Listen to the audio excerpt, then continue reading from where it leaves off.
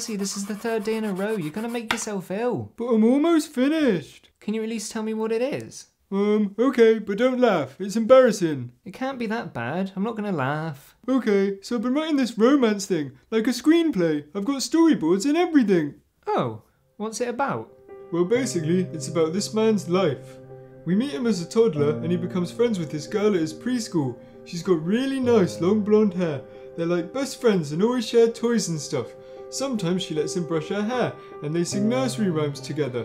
She brushes his too, even though his isn't very long. But one day she has to move away and they don't keep in touch because they're toddlers, you know? Then when he's older, he's a postman and lives somewhere else. And one day he gets bitten by a dog that always chases him from this house. The owner comes running out and it's the girl from preschool. They recognize each other immediately, even after all that time. She cleans his dog bite and apologizes lots.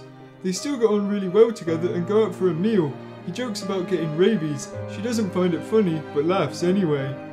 They realise that although they've both had other partners, they never forgot each other and had always hoped they'd meet again. And now they have. That's really sweet, Percy. Thanks. Then we start seeing them go through life together, doing everything together. He's always happy to come home from work and gives her a kiss when he does. They watch TV together in the evenings, always gently holding hands, just 2 chairs in the living room. They can't have children together, it's sad, but they've got each other, and they're grateful for that. We see the evenings repeat and the characters are aging faster now. He finds walking harder, but still wants to do his job, because people need their post and stuff. But eventually he has to retire, when he's like 75. He doesn't mind too much because he's looking forward to spending more time with his wife, doing stuff in the garden, things like that. But on his final day, he comes home and calls out for her. She's usually at the door to greet him. He goes into the kitchen and she's just slumped over on the floor. He shouts her name and checks her pulse, but he already knows she's gone. Dead. A heart attack. Her life gone in an instant. He can't breathe. He's inconsolable. He's lost his soulmate.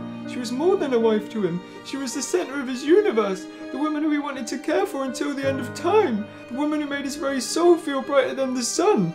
She meant everything to him, you know? Everything. So then we see him sitting in front of the TV next to the empty chair. He reaches for her hand, but it's not there anymore.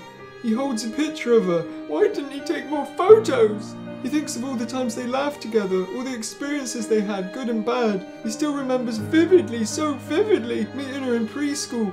He thinks he probably fell in love with her the moment he saw her. He just didn't know what to call it then.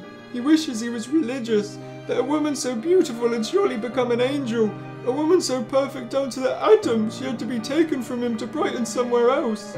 He remembers the first time she told him she loved him. Those 3 words changed his life. He thinks about the smell of her hair, her skin, how she spoke, shouted, cried, laughed, anything. He's terrified he'll forget all of it. Memories aren't enough anyway. He'd give anything to do it all again, or just to have her back for a single hour. Just to tell how perfect she was to him, and to hold her for that bit longer. He'd brush her hair. He'd sing to her. He thinks being bitten by that dog all those years ago was the best thing that ever happened to him. Oh my god, Percy. That's so sad. Then he blows his fucking brains out, all up the walls. Brains just everywhere. You'd think there wouldn't be that much, but it really is just everywhere. What? Yeah. So, that's it really. Bye.